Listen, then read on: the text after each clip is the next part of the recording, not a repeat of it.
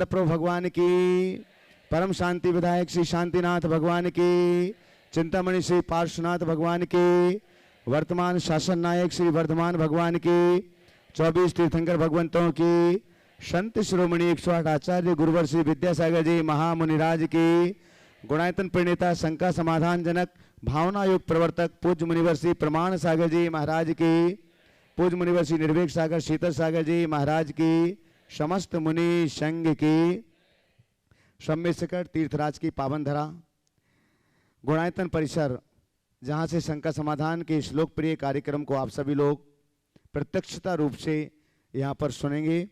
साथ ही देश और दुनिया में अपने घरों पर टीवी सेट के सामने बैठे हुए जो इस समय पारस चैनल, जनवाणी चैनल और प्रामाणिक ऐप के माध्यम से इस कार्यक्रम को देख रहे हैं, उन सभी दर्शकों का और आप सभी का गुणायतन परिवार एवं श्री सेवायतन परिवार हार्दिक हार्दिक स्वागत एवं अभिनंदन करता है।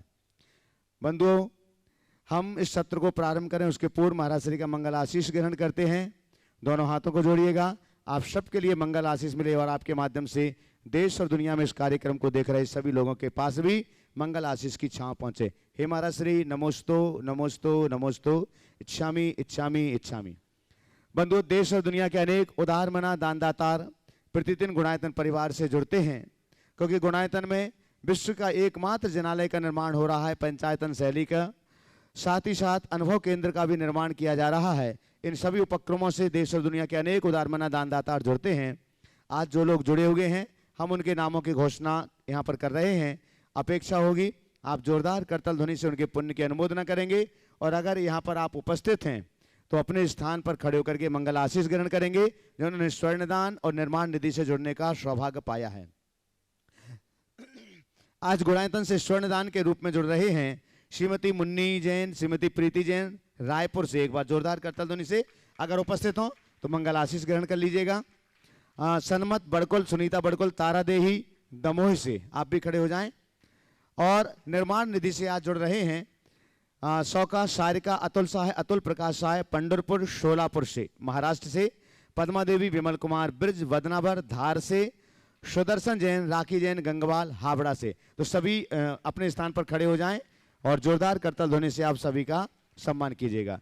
बंधु, आज गुणायतन से निर्माण मित्र के रूप में ऑनलाइन जुड़ रहे हैं निर्माण निधि थे और निर्माण मित्र के रूप में जुड़ रहे हैं श्री विपिन कुमार जैन, श्रीमती संगीता जैन गुड़गांव हरियाणा से। जोरदार करतल ध्वनि से सम्मान करें। आपकी तालियां उनके पास तक टीवी चैनल के माध्यम से पहुंच रही हैं। साथ ही आज गुणायतन से सूत्रधार के रूप में जुड़ रहे हैं श्री रूमेश जी जैन, श्रीमती प्रिया जी जैन, लावण्या जैन, रन्या जैन भोपाल मध्य प्रदेश से। यह गुणायतन ट्रस्टी श्री दिनेश कुमार जी जैन के परिवार से हैं। तो एक बार यहाँ मंच पर आ जाएं अगर यहाँ पर उपस्थित हो तो। श्री रूमेश जी जैन, श्रीमती प्रिया जैन, लावण्या जैन, रन्या जैन भोपाल मध्य प्रदेश से अगर यहाँ उपस्थित हैं तो कृपया मंच पर पहुँचें। आइएगा, जोरदार करतल ध्वनि के बीच हम आमंत्रित करते हैं और आपका सम्मान करने के लिए आमंत्रित कर रहा हूँ राहुल देव विदिशा से हैं और राजेंद्र जी विदिशा से हैं। गुणायतन के ट्रस्टी पधारेंगे और आज जो सूत्रधार के रूप में जुड़ रहे हैं उनका सम्मान करेंगे। साथ ही मैं यहाँ इस मंच पर आमंत्रित कर रहा हूँ अक्षय,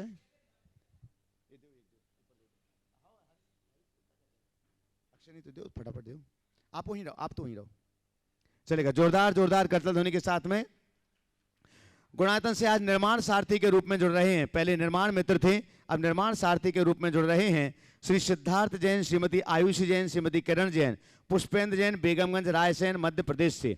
अगर यहाँ उपस्थित हो तो कृपया पधारें, जोरदार करतल ध्वनि से उनका सम्मान कीजिएगा। बंधु, पर्वराज पर्यूषण में यहाँ लोगों ने इतनी सतत साधनाएं की हैं, तपस्या की हैं, दान दिया है और आज यहाँ पर उपस्थित हैं। शिवरात्रि भी हैं, आज अंतिम दिन है, वो लोग जा रहे हैं तो और यहाँ पहुँचें और आपका सम्मान करने के लिए मैं आमंत्रित कर रहा हूँ पंडित अनंत जी मैनपुरी, शिरोमणि संरक्षक गुणायतन और एडवोकेट नेमीचंद जी जैन जयपुर, ट्रस्टी गुणायतन।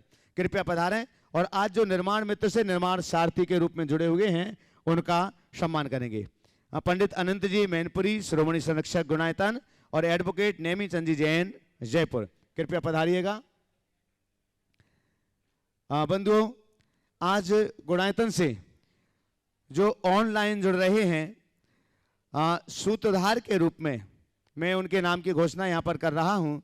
चूंकि वो यहाँ उपस्थित नहीं है, लेकिन उनकी फोटो स्क्रीन पर यहाँ पर चल रही, तो आप जोरदार करतल ध्वनि से उस परिवार का सम्मान करेंगे।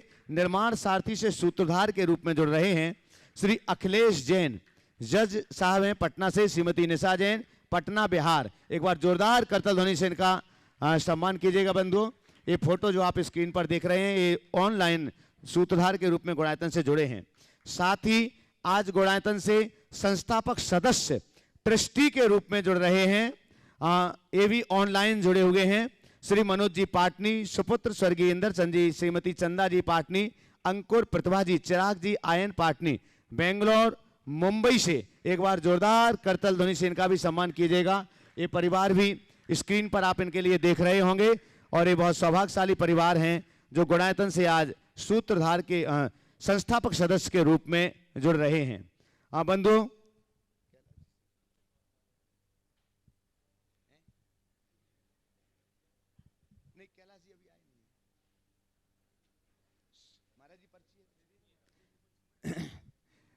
हाँ बंधु, श्रीमती राहुल जैन मधुबन ने 10 उपवास के संयम के व्रत लिए थे, और इनका सम्मान स्वही नहीं हो पाया था, इसलिए अभी अगर यहाँ उपस्थित हैं तो कृपया पधारें। मधुबन में ही यहाँ पर रहते हैं और उन्होंने 10 उपवास की साधना की है। श्रीमती राहुल जैन कहाँ है? श्रीमती जी बुला लीजिएगा। नहीं आई क्या? आ जाओ, आ जाओ, आप आ जाइए, आ जाइए, पधारिए। राहुल आरती जैन मधुबन। एक बार जोरदार करतल ध्वनि से शम्य शिखर की इसी पावन धरा पर ये रहते हैं।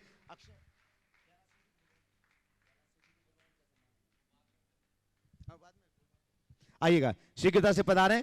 और आपका सम्मान करने के लिए आज जिन्होंने 10 उपवास वाले साधकों की पालना का सौभाग्य प्राप्त किया है, श्रीमती चंद्रकला जी पाटनी रांची, कृपया पधारें। और 10 उपवास की साधना जिन्होंने की है, राहुल आरती जैन मधुबन, उनका सम्मान करेंगे। आप लोग जोरदार जोरदार करतल ध्वनि से प्रातःकाल आज लगभग 75 से ऊपर उपवास वालों का सम्मान प्रातःकाल संस्कार शिविर के विशेष पांडाल में किया गया था। आप एक बार और जोरदार करतल ध्वनि से सभी का सम्मान कर दीजिएगा। बंधु, मैं इस मंच पर आमंत्रित कर रहा हूं हमारे बीच हजारीबाग से आकाश जी सेठी, IRS ज्वाइंट कमिश्नर, हजारीबाग से हमारे बीच हैं, कृपया पधारें। आपकी जोरदार करतल ध्वनि के बीच हम उन्हें इस मंच पर आमंत्रित करते हैं। सपरिवार, हाँ बिल्कुल, पूरे परिवार के साथ में यहाँ पर आ जाएं। आपका सम्मान करने के लिए मैं आमंत्रित कर रहा हूँ NC जैन साहब, दिल्ली से हमारे बीच हैं, गुणायतन के कार्याध्यक्ष, और सुभाष जी CEO गुणायतन, कृपया पधारिएगा। और आकाश जी सेठी IRS हजारीबाग से हमारे बीच हैं, कृपया पधार, मंच के ऊपर आ जाएं, आइएगा, पधारिएगा। आपकी करतल ध्वनि और बंधु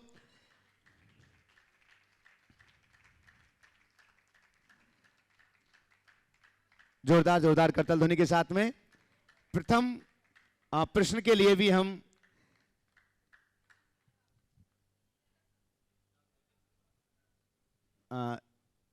ऊपर से ही आ जाएं।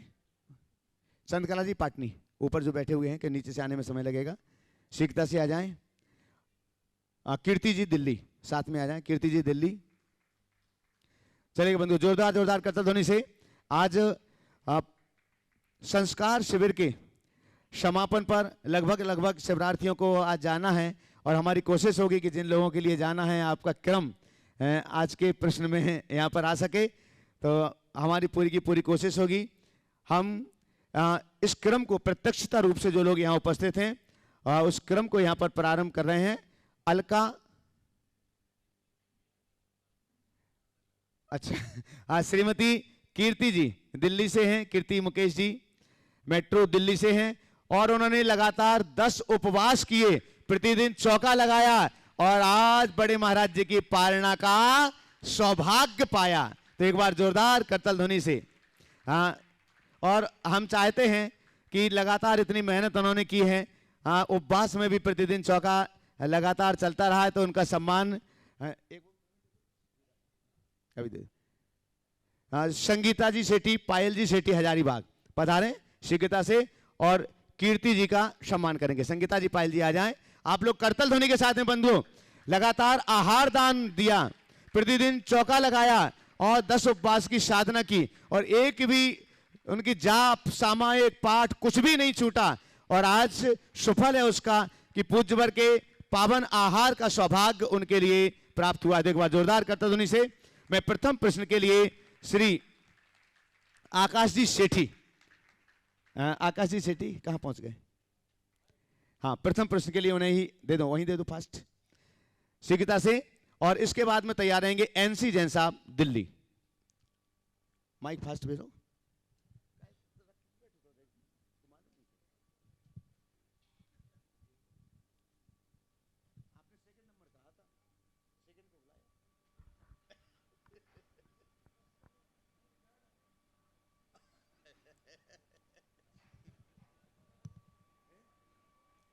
नमोस्तु महाराष्ट्री। आज मैं अपने परिवार के साथ आपके बीच सब हमारे परिवार के तरफ से नमोस्तु महाराष्ट्री। अभी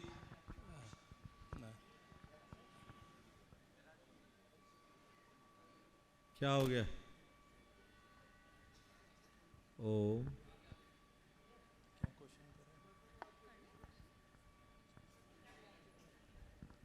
नमोस्तु महाराष्ट्री। महाराष्ट्री, मेरा प्रश्न ये है कि हम लोग जैसे गवर्नमेंट सर्विस में हैं और हम लोगों का ट्रांसफ़र एक जगह से दूसरी जगह हमेशा होता रहता है, तो इससे कभी कभी हमें ये भी लगता है कि हमारे बच्चों का पढ़ाई इफ़ेक्ट हो रहा है, तो हम उनको हॉस्टल भेज दें। फिर कभी ऐसा लगता है कि मेरी माता जो साथ में रहती है तो उनको भी धर्म प्रॉपर तरीके से मिल नहीं पाता है, तो उनको भी लगता है कि उनके साथ रहे या घर पे रहे, तो क्योंकि ऐसी जगह ट्रांसफ़र होता है जहाँ कभी मंदिर की व्यवस्था नहीं होती है। तो ये तो बहुत बड़ा असमंजस है कि हम अपने पोस्ट को ध्यान रखते हुए कैसे फैमिली को भी बैलेंस करें, ये बड़ा एक प्रश्न महाराष्ट्री आता है मन में। पहले तो मैं चाहूँगा एक बार जोरदार करतल ध्वनि से आकाश भाई का अभिनंदन करें। ये केवल एक अधिकारी नहीं, एक अच्छा श्रावक भी है। इसके अंदर संस्कार है, और ऐसे संस्कार निष्ठ अधिकारी जहाँ भी रहते हैं वे धर्म प्रभावना का कार्य करते हैं। जहाँ तक तुम्हारा सवाल है, अब जॉब है तो ट्रांसफ़र तो होगा ही, ये चीज़ें तो होती, इसे अपने जीवन का एक अंग मानना चाहिए। आप लोगों को इतनी सुविधा तो सरकार की तरफ से हो जाती है कि जहाँ चाहो वहाँ बच्चों का एडमिशन हो जाए, जब चाहो मिड सेशन में भी हो जाए, सुविधा है ना। मेरे ख्याल से बेसिक क्वालिफिकेशन के लिए आपको हॉस्टल भेजना ठीक नहीं है। बच्चों से अपनी निकटता होनी चाहिए, और सब जगह का एजुकेशन ठीक है। बाहर भेजना तो आजकल फैशन सा बन गया है, वहीं रखो। और भाव ऐसा भाव कि बच्चों को दादी दादा का प्यार, तुम्हारे घर दादा तो नहीं दादी है, तो दादी का प्यार मिले, संस्कार मिले। क्योंकि आज भी हम लोगों को अपने दादा दादी के संस्कार प्रभावित करते हैं, प्रेरित करते हैं। हाँ, ऐसी जगह जहाँ मंदिर आदि सुलभ नहीं हो वो मजबूरी है, लेकिन जहाँ मंदिर सुलभ है वहाँ पूरा घर पूरा परिवार एक साथ रहे, ये प्रयास करना चाहिए। बहुत बहुत आशीर्वाद। श्री एनसी जैन साहब दिल्ली कार्याध्यक्ष गुणायतन, और इसके बाद में तैयार रहेंगे अलका कंजोलिया इंदौर। द्वैविन राज्यों के चरणों में मेरा समस्त जैन समाज दिल्ली का त्रैवार नमोस्तु। गुरुवर, अभी कुछ दिनों पहले तमिलनाडु जाना हुआ तो वहाँ पता लगा जाके कि आज के कोई 40, 50, 60 साल पहले वहाँ 1100 मंदिर थे तमिलनाडु में, और अब घट के वो 178 मंदिर रह गए हैं। और उसमें भी ज़्यादातर, बहुत ज़्यादा तो ASI के अंडर में है, और कुछ ही मंदिर हैं जो समाज के अंदर वो है। उसमें भी 10 मंदिरों का तो जीर्णोद्धार हो चुका है, और हम 2 मंदिरों के जीर्णोद्धार की रूपरेखा बना के आए थे। उसके आने के बाद ये पता लगा मुनिवर कि वहाँ जो जैन धर्म लुप्त होता जा रहा है, लुप्त हो गया। उसका कारण ये बताया गया, अभी 2 दिन पहले ही पता लगा कि वहाँ एक तो खाली पुजारी ही अभिषेक करता है, श्रावक लोग अभिषेक नहीं करते हैं, और दूसरा कि ज़्यादातर प्रतिमाओं में कोई दोष है। तो महाराज श्री, उन मंदिरों का पुनर्निर्माण करना चाहिए, नहीं कराना चाहिए? देखिए, प्रतिमाओं में दोष है ये तो हमारे मन का भ्रम है। हमें तमिलनाडु के इतिहास को पढ़ना चाहिए। तमिलनाडु, केरल, आंध्र प्रदेश, कर्नाटक, ये जैन संस्कृति के बहुत बड़े केंद्र थे। हजारों की तादाद में मुनियों का वहाँ विचरण होता था और वहाँ हमारे बड़े बड़े धर्मायतन थे। दुर्भाग्य से बहुत तरह की राजनीतिक परिस्थितियों और धर्म विद्वेष ने हमारा वहाँ ध्वंस किया। तमिलनाडु में जैन और तमिलनाडु जैनों से समृद्ध था। तोलकप्पियम आदि ग्रंथ तमिल साहित्य में लिखे गए। समीक्षकों का कहना है कि प्राचीन साहित्य से यदि जैन साहित्य निकाल दिया जाए तो तमिल में कोई साहित्य ही नहीं बचेगा। लेकिन राजा महेंद्र कर्मा के काल में 7,000 मुनि राजों को एक साथ सूली पर चढ़ाया गया। ये हमारी धर्म पर, हमारी संस्कृति पर एक बहुत बड़ा जुल्म था। हजारों लाखों श्रावकों को जैन धर्म से विमुख कर दिया गया, धर्म परिवर्तन कराया गया। आप कल्पना कर सकते हैं जिस काल में 7,000 मुनियों को यातना पूर्वक सूली पर चढ़ाया गया होगा, उस समय क्या होगा। तो उस समय थोड़े से जो जैन थे वो इधर उधर छिपे हुए थे और उनमें से एक जैन श्रावक थे। आपने बहुत ही गंभीर बात उठाई और एक प्रेरक संदर्भ में आपको सुना रहा हूँ।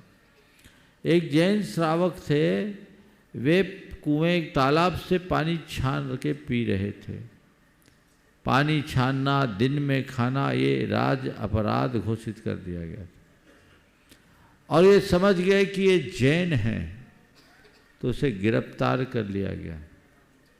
संयोग से उस दिन राजा को पुत्र रत्न की प्राप्ति हुई थी, खुशी में उन्हें छोड़ दिया। उन्हें जब रिहा किया गया तो उनने मन में सोचा कि ऐसे कब तक हम छिप छिप के धर्म करेंगे। वे वहाँ से श्रवण बेलगोल गए। श्रवण बेलगोल में जैन राजा थे, वहाँ जैनियों को पूरा संरक्षण था। वहाँ उन्होंने अध्ययन किया, मुनि बने और मुनि बनकर वो वापस तमिलनाडु आए इस प्रण के साथ कि जब तक मैं 100 लोगों को जैन नहीं बनाऊंगा तब तक आहार ग्रहण नहीं करूंगा। उनका बहुत बड़ा योगदान, बहुत बड़ा तप है। उनके प्रताप से जब तक 99 रहते हुए आहार नहीं लेते, 100वें व्यक्ति को जैन बनाकर आहार लेते। और आज पूरे तमिलनाडु में जितने भी जैन हैं वे नैनार जाति के जैन कहलाते हैं और सारे नैनार उन्हीं वीरसेन महाराज की देन।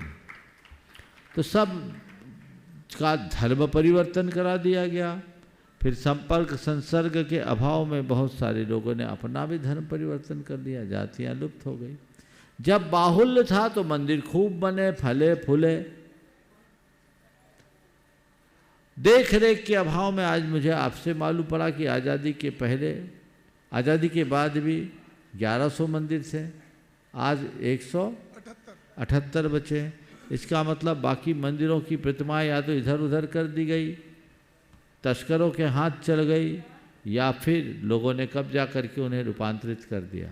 क्योंकि मंदिर तो थे, कोई पूजा करने वाला नहीं, देख रेख करने वाला नहीं, तो ये समस्याएं होगी। तो ये काल के दुष्प्रभाव से ऐसा हुआ। आप दूर मत जाइए, इधर बंगाल में आप देखिएगा, पुरुलिया, बांकुड़ा, रघुनाथपुर, ये पूरा बेल्ट है। यहाँ आज भी 9वीं 10वीं शताब्दी की अनेक प्रतिमाएं मिलती है, अत्यंत मनोज्ञ। ये पूरा इलाका जैनों का था। आज भी सराग जैन यहाँ बहुसंख्या में उपलब्ध है। तो जब अनुयायी चले जाएंगे तो मंदिर का क्या होगा।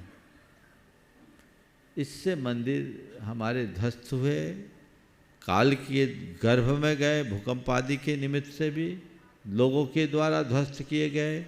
मंदिरों को बदल दिया गया, हमारे भगवानों को भी बदल दिया गया। तो अब जहाँ तक सवाल है कि हम कहते हैं कि इनकी वास्तु ठीक नहीं है, तो ये सोच करके उनको उपेक्षित करना ठीक नहीं है। मैं तो ये कहूँगा कि उन मंदिरों को संरक्षित करना चाहिए ताकि हमारा इतिहास सुरक्षित हो। अभी जब संलेखना संथारा के प्रकरण में काम कर रहे थे तो तमिलनाडु से हमें ऐसे अनेक शिलालेख मिले, अभिलेखी साक्ष्य मिले जहाँ मुनियों और गृहस्थों के द्वारा संलेखनाएं की गई। ये बहुत बड़े बड़े एविडेंस है। तो ये चीज़ें थी, वो जैन संस्कृति का एक बड़ा केंद्र था। आज दुर्भाग्य है कि सब नष्ट हो गया, लेकिन हमें इन्हें बचाना चाहिए ताकि हमारा इतिहास सुरक्षित हो। और अगर वास्तु का कोई है और कोई वैधानिक दिक्कत नहीं है तो हर मंदिर में एक एक नए जिन बिंब सांगो पांग भी विराजमान किए जा सकते हैं, पुराने को संरक्षित रखते हैं। गुरुजी एक छोटा सा प्रश्न है, हमारे मॉडल टाउन जैन मंदिर में आजकल 6 वेदी 5 वेदी ऊपर के मंदिर में 1 वेदी नीचे है, तो उसमें सब में हमने चांदी के चंदवे लगाए हैं ऊपर वेदी के आगे। तो चंदवे लगाने का क्या, हमने लगा तो दिए समाज ने अपने अपने, लेकिन इसका क्या उपयोग है, क्या लगाना चाहिए नहीं लगाना चाहिए? लगा तो दिए हमने।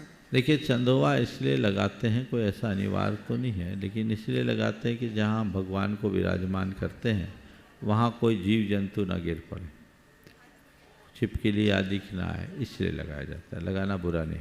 नमस्ते। अलका कंजोलिया, इंदौर। महाराज जी को नमोस्तु नमोस्तु नमोस्तु। एलक जी छुल्लक जी को इच्छामी इच्छामी इच्छामी। महाराज जी, आप लोगों के चरण छूने वाले तो बहुत भक्त हैं, लेकिन आप लोगों का आचरण छूने वाले बहुत कम हैं। तो महाराज जी, यह क्या मन की जड़ता है या फिर कर्मों की जड़ता?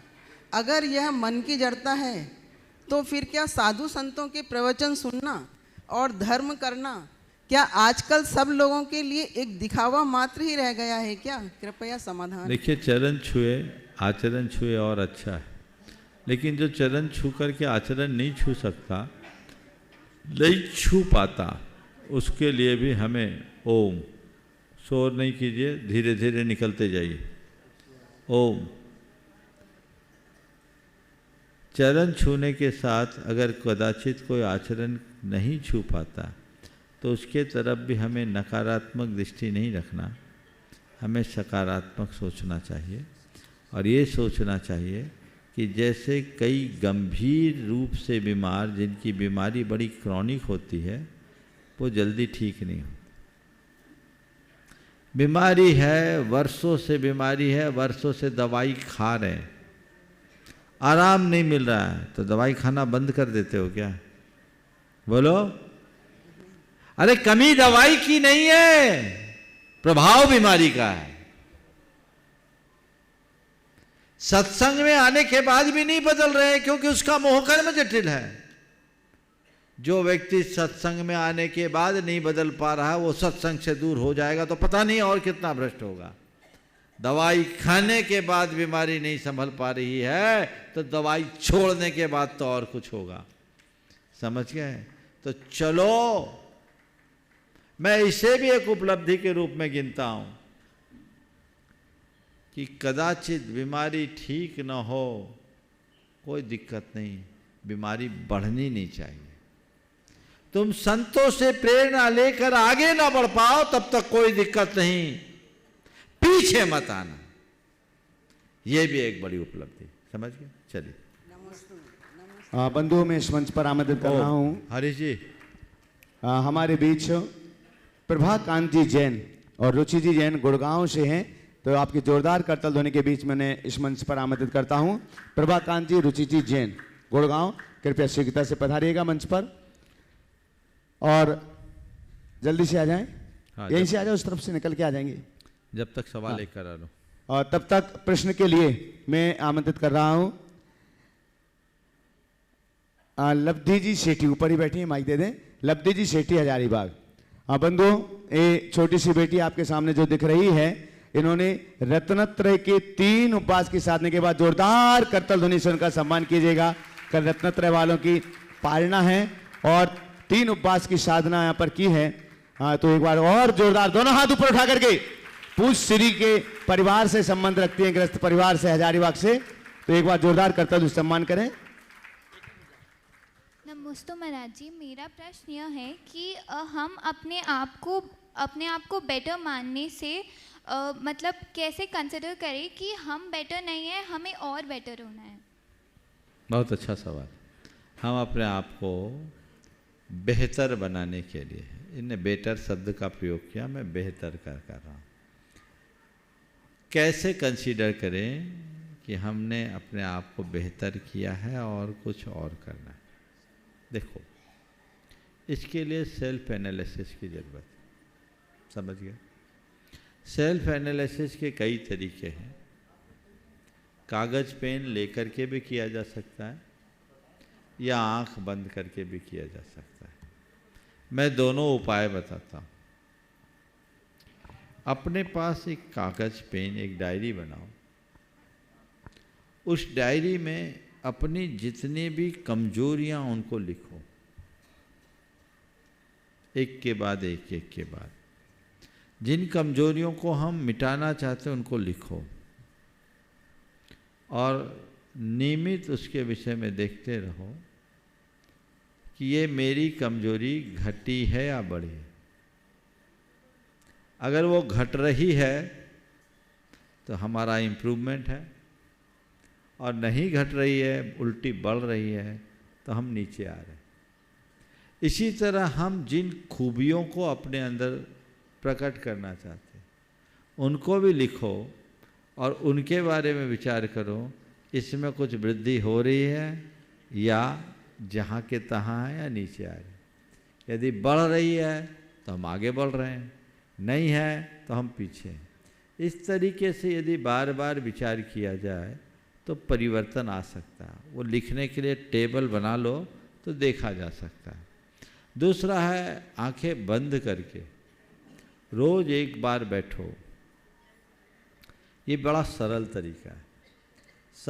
रात सोने के पहले अगर भगवान के पास जाके करो तो अति उत्तम, भगवान के पास नहीं जा सको तो जहाँ वहाँ सुबह से शाम तक के सारे विचारों को रिकॉल करके देखो और उन्हें रिकॉल करके उनकी एक समीक्षा करो, उनका एनालिसिस करो कि मैंने जो आज विचार किया, मैंने जो व्यवहार किया, मेरी जो प्रवृत्तियाँ हुई वो सही थी या गलत।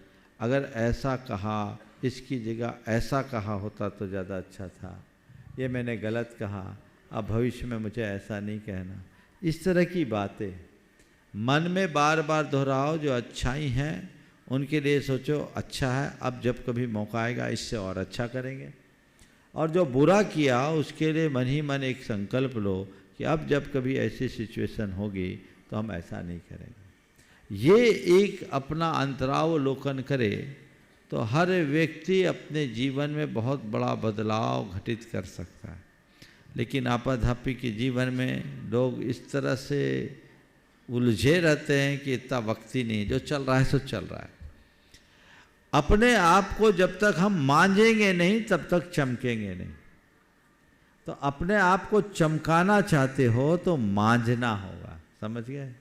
ये मांझने का एक तरीका है, इसे अपनाए तो बहुत बड़ा बदलाव घटित किया जा सकता है। आमंत्रित कर रहा हूँ प्रभाकांत जी, रुचि जी जैन गुड़गांव से हमारे बीच हैं और आपके सम्मान के लिए मैं आमंत्रित कर रहा हूँ अरुण जी दिल्ली, अपनी पूरी टीम साथियों के साथ में। चक्के जी, मुकेश जी सभी आ जाएं, साथ में आइएगा, शीघ्रता से पधारें। एक बार जोरदार करतल ध्वनि के साथ बंधुओं इस परिवार का सम्मान कीजिएगा। और आगे हमारे बीच प्रभाकांत के विषय में मैं कहूँगा, ये हमारे समाज की बड़ी होनहार प्रतिभा है और बहुत सारे प्रकल्पों में इन्होंने काम किया है। आज ही मैंने इन्हें कुछ और जिम्मेदारी संभालने की प्रेरणा दी है और मुझे बहुत उम्मीद है कि बहुत जल्दी प्रभाकांत एक नए रूप में यहाँ सामने प्रकट होंगे। एक बार जोरदार करतल ध्वनि से इनका अभिनंदन। बंधु इसी के साथ हम यहाँ पर जो लगातार 32 उपवास की साधना कर रहे हैं और आज उनका 30वां उपवास है उनका। पारना परसों होगी कि एक दिन बाद? एक कम कर लिया। अच्छा। श्री कैलाश जी सेठी अजमेर राजस्थान से हमारे बीच हैं, तो एक बार जोरदार करतल ध्वनि के बीच सम्मान करें। पहुंचे। और आज एक अभी हाँ। और एक ऐसा मॉडल सम्मान के स्वरूप में उनके लिए प्रदान किया जा रहा है। पहली बार वो डिस्प्ले में यहाँ पर होगा। मैं सुभाष जी गुणायतन के सीईओ उन्हें आमंत्रित करता हूँ, साथ में चंद्रकला जी पाटनी को आमंत्रित करता हूँ कि वे उस सम्मान को दें। और महाराज श्री जो आज पहली बार यहाँ पर हो रहा है, बहुत सारे जो जब हम रोज बोलते हैं कि पंचायतन शैली का विश्व का पहले जिनालय का निर्माण हो रहा है और उस जिनालय की ये प्रतिकृति है, तो लोग ये पूछते हैं कि इसकी शिल्प संरचना क्या है, प्राचीनता क्या है, विशेषता क्या है। तो मैं आपके चरणों में निवेदन करता हूं कि आज जो पहली बार डिस्प्ले हो रहा है उसकी थोड़ी सी विशेषता बतलाएं और हमारे तपस्वियों का सम्मान हो इसी के साथ। देखिए, ये गुणायतन की अनुकृति आप सब देख रहे हैं। इसे हमारे जबलपुर के राय सेठ जी चंद्र कुमार और चंद्रशेखर जी इंजीनियर के मार्गदर्शन में तैयार करके भेजा गया है। ये एक ऐसी अनुकृति जिसे एक बार में लोग पूरे गुणायतन को देख सके। और ये जो अनुकृति आई, बात आई तो कहा गया इसको तो 2 प्रतियां आई है, तो जिन्होंने 30 उपवास किए 32 उनको दे देना ही सबसे उत्तम है। ये जो पंचायतन शैली के मंदिर की बात करते हैं, अब चूँकि यह अनुकृति मेरे हाथ में है इसलिए मैं इसके विषय में आज आप सबको बताना चाहूँगा। ये पंचायतन शैली क्या होती है? 5 आयतन जिस एक मंदिर में हो उसको बोलते हैं पंचायतन। पंचायतन के अभी रुकिए, यहीं रुकिए। पंचायतन का मतलब होता है जहाँ मध्य में एक जिनालय और चारों कोनों में 4 जिनालय। समझ गए? तो ये मध्य के एक जिनालय और चारों कोनों के 4 जिनालयों से युक्त ये गुणायतन का मंदिर है। चारों कोनों में 4 शिखर है, दिख रहे हैं, और बीच में एक मुख्य शिखर है। इसके अलावा इसमें कुल शिखरों को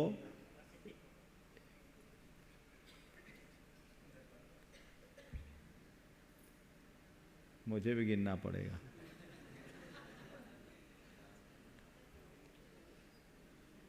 24 शिखर बीच में, समझ गए? 24 शिखरों का मंदिर, समझ गए? ये पंचायतन शैली का अपने आप में एक अलग शिल्प है, इसका अपना स्थापत्य है। आप लोगों तो अब मंदिर ही सामने देख चुके, पर मंदिर में खड़े होकर के बताना संभव नहीं है, इसलिए हमने ये उपाय किया। आप देख रहे हैं इसके भूतल में भी मूल में एक वेदी है जिसमें चतुर्मुख भगवान विराजमान होंगे और चारों कोनों में 4 वेदियां बनकर तैयार है, आप लोग देख ही रहे हैं। ऊपर के तल में मध्य में एक वेदी जिसमें चारों मुख और 4 भगवान होंगे और चारों दिशाओं में 4 जिनालय हैं जिनमें 4 भगवान होंगे। ये गुणायतन के मंदिर का ही रूप है और ये बहुत अच्छी बात है कि आज इसे कैलाश जी को दिया जा रहा है। तो मैं चाह रहा हूँ अब कैलाश जी को दें तो मैं ही अपने हाथ से दे दूं। क्या बात है, जोरदार करतल ध्वनि के साथ। महाराज जी भी हाथ लगाएंगे। हाँ, चलो ले। सुभाष जी हाथ लगा लो, आप भी लगा लो, सुभाष जी पहुंच जाओ, चलेगा। और इधर एक उपवास साधक वाक को महाराज जी के हाथों से मिला है, तो मैं चाहूंगा हमारे दूसरे उपवास साधक पीयूष जी जैन, हाँ, जो जयपुर से हैं, आप सबको मालूम है बंधु, एक युवा ऐसा युवा जो लगातार उपवास की साधना चल रही है और इनके भी आज 31वां उपवास है और ये लगातार इतने उपवासों की साधना के बीच भी त्यागी वृत्ति भोजन व्यवस्था को पूरे समय देखते रहे, सुचारू रूप से चलाते रहे और महाराज श्री के हाथों से वो भी ग्रहण कर रहे हैं। तो एक बार जोरदार करतल ध्वनि के साथ में सम्मान कीजिएगा। और अब मैं प्रश्न के लिए आमंत्रित करता हूं रुचि प्रभा कांति जैन, गुड़गांव। माइक दे देंगे, चलो। और इसके बाद में तैयार रहेंगे मीनू राहुल देव वासल विदिशा। नमोस्तु गुरुदेव, इच्छामी महाराज जी। महाराज जी, मेरा प्रश्न है कि हम ग्रस्त जीवन में गुरुदेव कई बार सुख दुख आते हैं जीवन में, और उन पलों में बस मुझे लगता है मैं गुरु चरणों में चली जाऊं, और फिर गुरुदेव उस समय हमारा आना ओम। दरवाज़ा बंद कर दीजिए, ये दरवाज़ा बंद कर दीजिए। यहाँ जो बैठी हैं सब उठ के जाइए, पीछे माताएं ये रास्ते को छोड़िए। गुरुदेव इच्छामी महाराज जी। महाराज जी, हमारे ग्रस्त जीवन में कई बार सुख दुख आते हैं जीवन में, लेकिन गुरुदेव उन सुख दुख के पलों में हमें लगता है कि मैं गुरु चरणों में चली जाऊं, गुरु चरणों में चली जाऊं गुरुदेव। तो गुरुदेव उस समय आना तो पॉसिबल नहीं होता, लेकिन मन बड़ा विचलित होता कि कब गुरु दर्शन कर लूं, कब पहुंच जाऊं। तो गुरुदेव वैसे में क्या करें हम?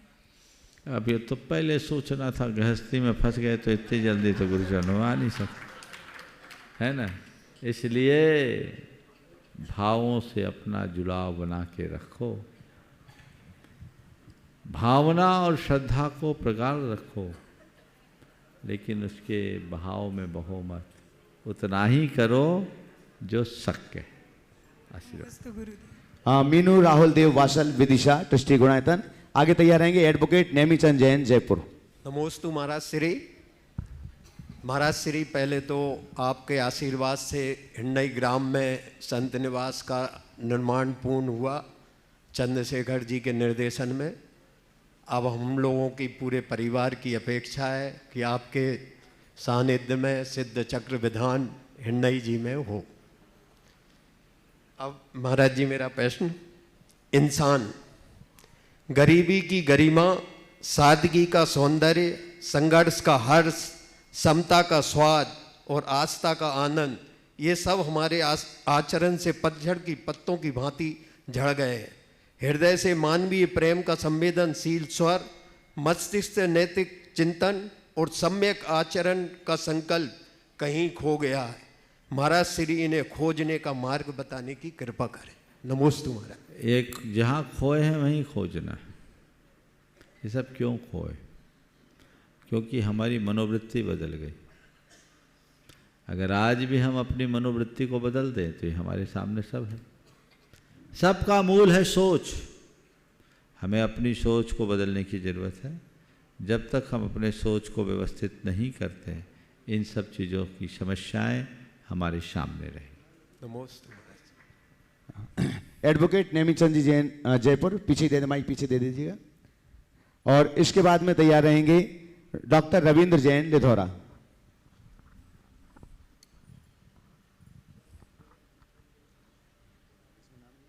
महाराज श्री को नमन।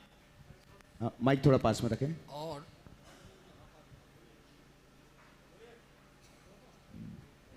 सभी को मेरा बार बार प्रणाम।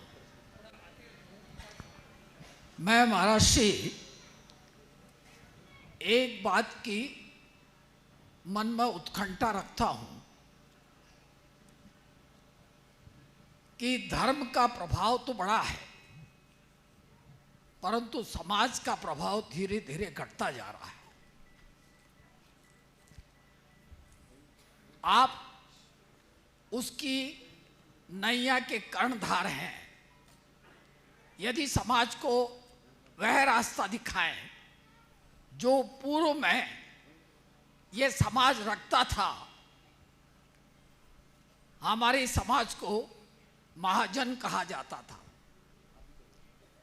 और समाज में सबसे प्रतिष्ठित व्यक्ति इस समाज के लोग होते थे। वह स्वरूप क्यों खोता जा रहा है, जबकि गुरु तो आज हमारे सामने बहुत है, उनका मार्गदर्शन भी है। मैं चाहता हूं कि आप इस संबंध में समाज को सही रास्ता दिखाएं। देखिए, बहुत ही गंभीर बात आपने उठाई है। एक खड़े रहना वकील साहब, ये एक कड़वी सच्चाई है कि धर्म का प्रभाव तो बढ़ा है, समाज का प्रभाव घटा है। हमारी जो सामाजिक प्रतिष्ठा और शाख थी वो दिनों दिन क्षीण हुई। उसके पीछे के कारणों को हमें समझना होगा।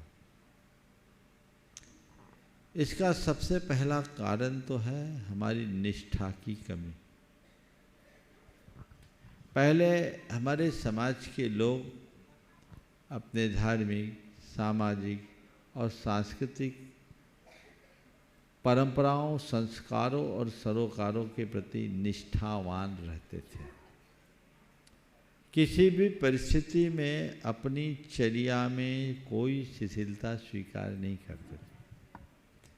मुझे एक बार एक पंचायत के प्रमुख ने बताया कि हम अपना पिछला रिकॉर्ड देख रहे थे, तो एक व्यक्ति ने बाजार में कचौड़ी खा ली थी, इसलिए पंचायत बैठे थे। नागपुर पंचायत के प्रमुख ने मुझे बताया था काफ़ी पहले।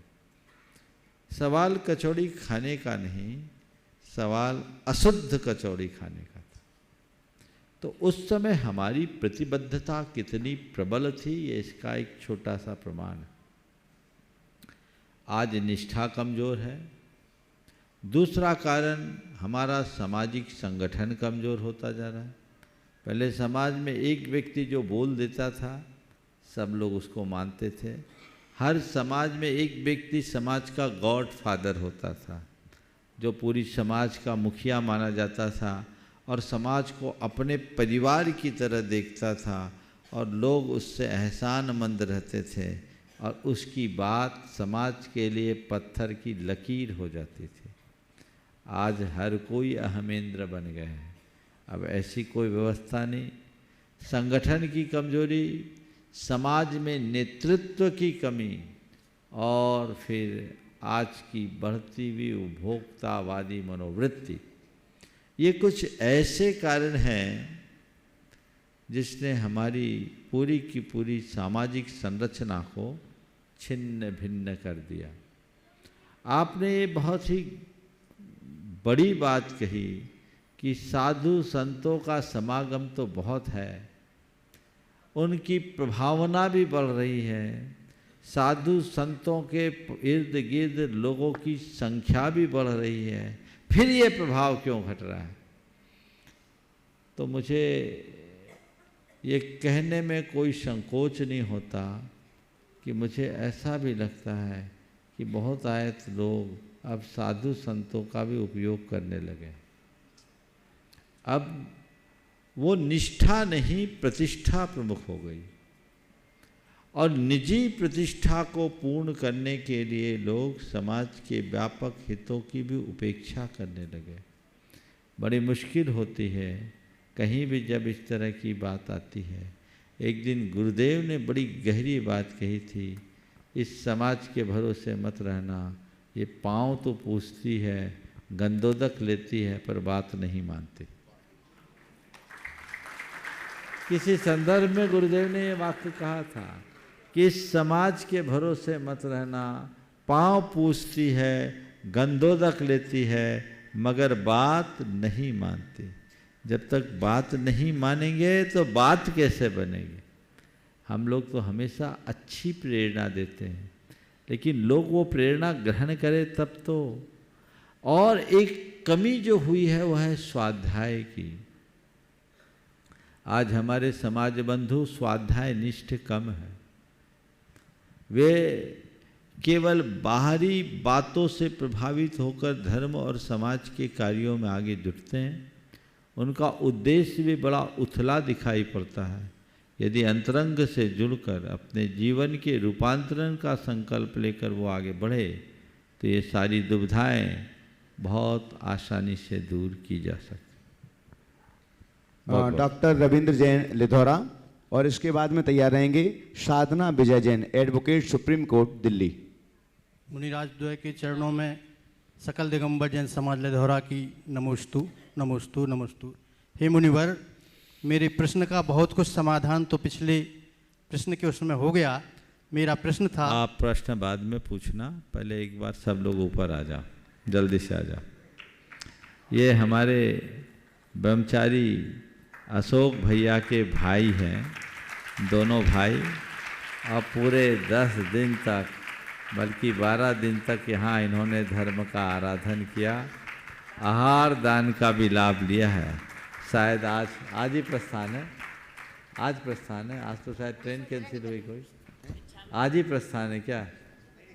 कल प्रस्थान है।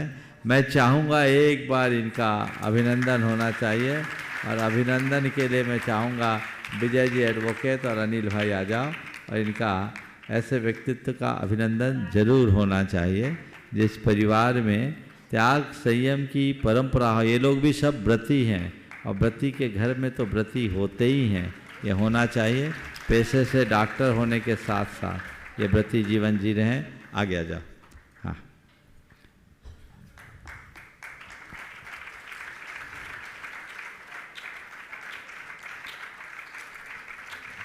ओ, अब सवाल कर सकते हैं आप। हाँ, गुरुवर, मेरा प्रश्न ये था कि ख्याल और इस्तेमाल दो शब्द होते हैं। ख्याल और इस्तेमाल दो शब्द होते हैं व्यवहार जीवन में, और घर परिवार समाज के बीच में कौन ख्याल करने वाला है, कौन इस्तेमाल हमारा कर रहा है, इसको कैसे मालूम करें, और इस स्थिति में हमारा क्या कर्तव्य या रुच बनता है कि उसमें हम क्या करें जो है। देखिए, कौन हमारा ख्याल कर रहा है या ख्याल रख रहा है और कौन हमारा इस्तेमाल कर रहा है, मैं कहूँगा इस चक्कर में पड़ो ही मत। अपने आप को इस तरह तैयार करो कि कभी तुम्हें ऐसा लगे नहीं कि कोई मेरा ख्याल करे, और अपने आप को इस तरह बनाओ कि कोई तुम्हारा इस्तेमाल ना कर सके। अपने आप को परमुखापेक्षिता से बचाओ। जब व्यक्ति परमुखापेक्षी हो जाता है, पर निर्भरता बढ़ती है, तो उसके मन में यही आता है वो हमारा ख्याल करेगा, वो हमारा ख्याल करेगा, वो हमारा ख्याल करे। संसार में कोई किसी का ख्याल करने वाला नहीं है, और ख्याल करो तो पता नहीं और कौन कौन से ख्याल आ जाए। इसलिए अपने आप को उधर से दूर करो। जहाँ तक इस्तेमाल करने की बात है, कोई हमारा इस्तेमाल क्यों करता है? जब हम जल्दी किसी पर विश्वास कर लेते हैं, या हमारे मन में लालच और भय जैसी बात होती है, या हमारे खुद के आत्मविश्वास में कमी होती है।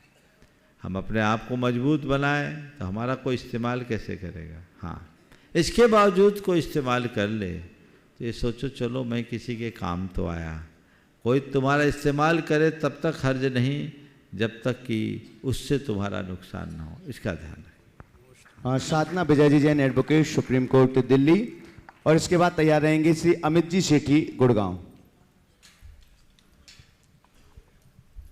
गुरुदेव नमोस्तु। इच्छामी महाराष्ट्री। गुरुदेव, परेशानियां परेशान कर सकती है लेकिन पराजित नहीं, ऐसा मुंशी प्रेमचंद ने अपनी एक साहित्यिक कृति में लिखा है, जबकि उनका संपूर्ण जीवन आर्थिक, पारिवारिक और शारीरिक संघर्षों से भरा रहा। तो गुरुजी, इस कथन को कैसे समझा जाए? प्रेमचंद जी का अंत क्या हुआ? वो पराजित की तरह हुए कि विजेता की तरह गए? हुए तो विजेता की तरह। तो यही तो उसका प्रमाण है। परेशानियों के बाद भी अगर व्यक्ति अपने मन में मजबूती बनाए रखे तो परेशानियां हारती है, व्यक्ति नहीं। समझ गए? इसलिए इसे अपने जीवन का अंग बना के चल। नमस्ते गुरु। अमित जी सेठी, गुड़गांव सीखता से। बंधु आपके लिए बतला दें, ये गुड़गांव से हैं अमित जी सेठी, और लगभग 70-80-100 लोगों को यहाँ पर लेकर के आए हैं। एक दिन बाद ही परसों से इसी स्थान पर सिद्धों की आराधना प्रारंभ होगी सिद्ध चक्र मंडल विधान के माध्यम से। तो एक बार जोरदार करतल ध्वनि से अमित भाई का परवराज पर्यूषण व्रत व्यतीत हुआ, और एक दिन बाद ही इसी स्थान पर सिद्ध चक्र महामंडल विधान इन परिवार, इनके इष्ट मित्र साथियों की ओर से होगा। आगे तैयार रहेंगे गगन जैन शाढ़ोरा। महाराज जी, हम सिद्धों की कर्म भूमि पर गुणायतन में मुनि समकक्ष समेत शिखर जैसा पावन क्षेत्र में सिद्ध चक्र विधान कर रहे हैं, और हमने करीबन 135 लोग हैं जो इस विधान में आएंगे विभिन्न समय में। तो इस विधान का, और उसके बाद में पर्वतराज वंदना भी करेंगे। तो इससे, और ये हम इसलिए कर रहे हैं क्योंकि हमारी 25वीं एनिवर्सरी है। तो हमने सोचा कि अब बाहर घूमें और बाहर घूमने जाएं और लोगों को खिलाए पिलाए, तो उससे बेटर ये है कि हम यहाँ पे सिद्धों की नगरी में अपना ये कार्यक्रम करें। तो महाराज जी, हमें इसे क्या करना चाहिए और लोगों को इससे क्या आदर्श है और यहाँ इसका क्या महत्व है? पहले तो मैं कहूँगा एक बार अमित भाई का जोरदार अभिनंदन। आपने अभी इनके विचार सुने। इनकी 25वीं एनिवर्सरी है और ये एक MNC में बहुत बड़े पोस्ट पर है। ये चाहते तो कहीं भी जा सकते, लेकिन ये व्यक्ति इस बात का प्रमाण है कि व्यक्ति यदि संस्कारवान हो तो तो हाई प्रोफाइल होने के बाद भी उसकी धर्म की प्रोफाइल मजबूत बनी रहे। जो लोग ये कहते हैं कि क्या करें, हमें करना पड़ता है, मुझे ऐसे लोगों की बातें समझ में नहीं आती। मुझे यही दिखता है कि ये सब बहाना है। बहुत प्रसन्नता है, आपने अपनी 25वीं वैवाहिक वर्षगांठ पे सिद्ध चक्र विधान के संरचना करके एक बड़ा प्रशस्त कर्म किया। व्यक्ति को कोई भी मांगलिक प्रसंग आए तो पुण्यवर्धक क्रियाएं करना चाहिए, पाप पोषक नहीं। तुम घूमने जाओगे, मौज मस्ती करोगे, तुम करोगे, जितने लोगों को लेके जाओगे वे करेंगे सारा पाप, और पाप के कर्ता में निमित्त कौन? तुम्हारे सिर पर क्या आएगा? पाप। पैसे की बर्बादी के साथ पाप आएगा और मिलेगी आलोचना। इसने ये कम कर दिया, उसने वो कम कर दिया, उसकी पार्टी में ये विशेषता थी, इसकी पार्टी में ये कमी रह गई, यही आएगा ना। बहुत अच्छी सोच है। इतने लोगों को यहाँ शिखर जी ले आए, सिद्ध चक्र विधान 8 दिन तक तुम्हारे साथ करेंगे, वो पुण्य बंध करेंगे। तो जितने लोग यहाँ पुण्य अर्जित करेंगे उसका 6वां हिस्सा तुम्हारे खाते में जाएगा। यदि कोई पार्टी सार्टी में जाते तो उसका 6वां पाप तुम्हारे सिर पर आता। और यहाँ वो 1-2 दिन की पार्टी होती, ये 10 दिन का कार्यक्रम है, तो 10 दिन का कितना प्रबल लाभ है। देखो, इससे समाज में सुयश भी फैलता है। लोगों को आप चाहते कि हम दिखाएं, चलो दिख भी गया भाई, एक आदमी ने कितना खर्चा किया, उससे उसके स्टेटस का अंदाज। अगर जो लोग स्टेटस दिखाने के लिए सब करते उनकी बात मैं कर रहा हूँ। एक बार एक व्यक्ति ने कहा, आप महाराज उसके बेटे की शादी की बात थी, वो थोड़ा ऐसी करना चाह रहा था, हाई प्रोफाइल शादी।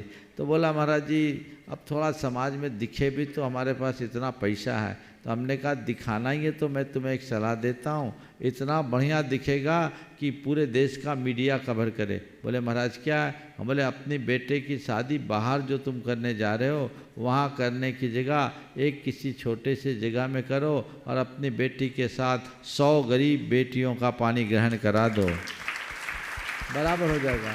सबको 1-1 लाख का दहेज दे दो, काम बराबर हो जाएगा। करना चाहे तो कर सकते हैं। तो वो बात जल्दी से लोगों को समझ में नहीं आती। तो हमें हमेशा रचनात्मक दिशा में अपने समय, शक्ति और संसाधनों का प्रयोग करना चाहिए। बहुत बहुत आशीर्वाद। गगन जैन शाढ़ौरा, इसके बाद तैयार रहेंगे डॉक्टर KM चंद्रकला जी गंगवाल, पुणे। गुरुदेव, पहली बार शिविर में आने का सौभाग्य मिला और मैं ये कहूँगा मैं यहाँ से सब कुछ नहीं बहुत कुछ लेके जा रहा हूँ, सब कुछ लेके जा रहा हूँ। गुरुदेव, मैंने यहाँ 2 चीज़ें नई देखी। एक सहस्त्र नाम की जो आज आपने शांति धारा करवाई थी, उससे बहुत ही विशुद्धि हुई और ऐसा लग रहा था कि आज भगवान के संशरण से कोई दिव्य धुनी खिल रही हो जब दोनों मुनिराज मंत्रों का उच्चारण कर रहे थे। और दूसरा, पर्युषण पर्व में जो विधान 10 दिन की हम लोगों ने आराधना की, इससे बहुत ही कम लोग सवाल करो। हाँ, तो गुरुदेव यही मेरा प्रश्न है कि इन विधान और इस शांति धारा की लोगों को महिमा बताइए जिससे इसको अधिक से अधिक। हाँ, आ जाइए आप लोग, महिमा बताइए, हम तो रोज डॉक्टर KM गंगवाल, पुणे, अहिंसा और शाकाहार के लिए समर्पित व्यक्तित्व हैं और श्रावक संस्कार से में लगातार 10 दिनों तक इन्होंने भी संयम तप आराधना की है। गुरुदेव चरणों में त्रिवार नमोस्तु। गुरुदेव, ये 10 दिन अद्भुत रहे मेरे जीवन के लिए। इतने 10 दिन हॉस्पिटल छोड़कर, कंसल्टिंग छोड़कर और सोशल एक्टिविटी छोड़कर आपके चरणों में रहे, एक अद्भुत अनुभूति हुई।